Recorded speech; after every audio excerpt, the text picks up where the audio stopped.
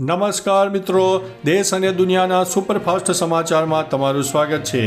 રવિવારે સંસદના ચોમાસું સત્ર પહેલા સર્વપક્ષીય બેઠકનું આયોજન।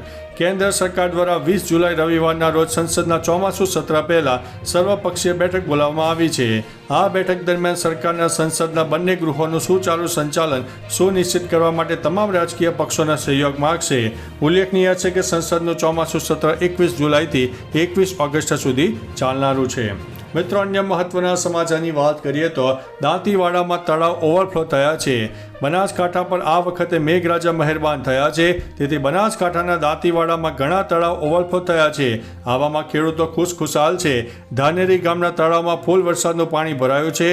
વાયરલ થયેલા એક વિડીયો મુજબ બનાસ ડેરી દ્વારા ધાનેરી ગામમાં તળાવ, દોહા તેમજ અન્ય પ્રાણી સંગ્રહના સ્ત્રોતો તૈયાર કરાયા હતા, તેથી આ તળાવ છલકાઈ ગયા છે। બનાસ ડેરીના ચેરમેન અને ટીમને ખેડૂતોએ બિરદાવી હતી। મિત્રો, અન્ય મહત્વના સમાચારની વાત કરીએ તો ન્યૂયોર્કમાં ભારે વરસાદથી જળબંબાકાર થયો છે। ઉત્તર પૂર્વ અને મધ્ય એટલાન્ટિકમાં ભારે વરસાદે પૂરગ્રસ્તની પરિસ્થિતિનું નિર્માણ કર્યું, જેમાં બ્રોન્ક્સ, Brooklyn, Queens, Manhattan, સ્ટેટન island, New York અને ન્યૂ જર્સી જેવા સતત ધબકતા શહેરો પાણીમાં ગરકાવ થઈ ગયા। વર્લ્ડ ટ્રેડ સેન્ટર પર વીજળી ત્રાટકી હતી। ન્યૂયોર્ક અને ન્યૂ જર્સીની બદતર પરિસ્થિતિને કારણે ગવર્નરે ઇમરજન્સી સિચ્યુએશન પણ જાહેર કરી છે।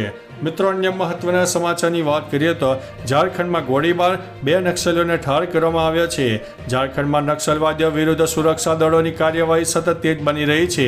બોકારો જિલ્લાના ગોમ્યો પોલીસ સ્ટેશન વિસ્તારના હેઠળ લુગુ પહાડ અને બીર હોડેરા વિસ્તારમાં સુરક્ષા દળો અને નક્સલવાદીઓ વચ્ચે ભીષણ અથડામણ થઈ। આ અથડામણમાં કુખ્યાત નક્સલવાદી વિસ્તાર કમાન્ડર કુંવર માજી સહિત 2 નક્સલીઓ માર્યા ગયા છે। કાર્યવાહીમાં કોબરા 209 બટાલિયનનો એક સૈનિક પણ મૃત્યુ પામ્યો છે। મિત્રો, અન્ય મહત્વના સમાચારની વાત કરીએ તો 150થી વધુ સ્થળો ઉપર આઈટી વિભાગની રેડ। રાજ્યમાં ફરીથી આઈટી વિભાગ દ્વારા રેડ કરવામાં આવી છે। અમદાવાદમાં ખોટી રીતે ટીડીએસ અને કર માફીના લાભ મામલે આઈટીએ સપાટો બોલાવ્યો છે। સમગ્ર દેશમાં 150થી વધુ સ્થળો ઉપર આઈટીએ રેડ કરી છે। રાજ્યમાં અમદાવાદ સહિત 15 સ્થળોએ આઈટીએ રેડ કરી છે। આઈટી વિભાગે અમદાવાદ ઉપરાંત સુરત, અંકલેશ્વર, વાપી, પાટણ, ભરૂચમાં પણ દરોડા પાડ્યા। રાજકોટ, ગોંડલ, ધોરાજી સહિતના શહેરોમાં પણ તપાસ હાથ ધરી છે। મિત્રો, અન્ય મહત્વના સમાચારની વાત કરીએ તો રતનપુર મેરવાડા બ્રિજ ઉપર ભારે વાહનોની અવર જવર ઉપર પ્રતિબંધ। બનાસકાંઠા પાલનપુર તાલુકાના રતનપુરથી મેરવાડા ગામ વચ્ચે આવેલા બ્રિજ પરથી ભારે વાહનોની અવર જવર બંધ કરી દેવામાં આવી છે।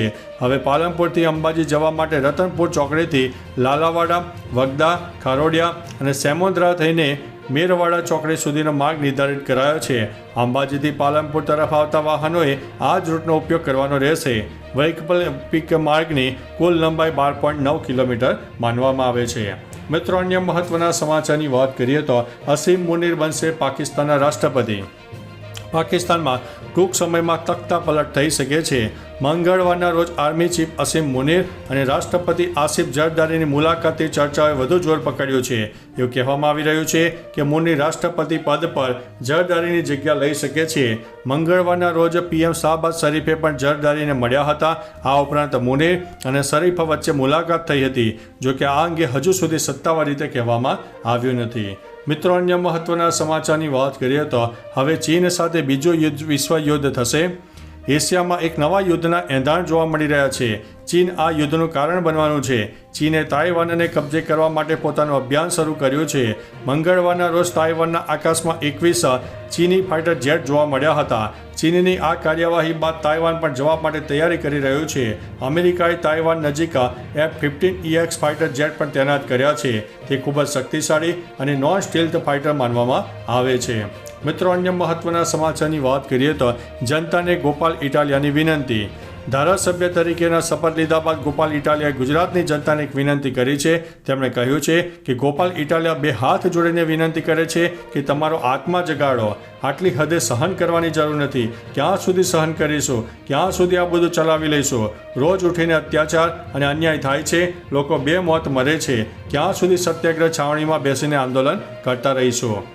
મિત્રો, અન્ય મહત્વના સમાચારની વાત કરીએ તો કમિશનરે કર્યું છે રોડ સમારકામનું નિરીક્ષણ। અમદાવાદ મ્યુનિસિપલ કમિશનર બંછાનિધિ પાણીના સૂચના અન્વયે શહેરના વિવિધ વિસ્તારોમાં રોડના પેચવર્ક, સમારકામ, ડામર, લેવલિંગની કામગીરી કરવામાં આવી હતી।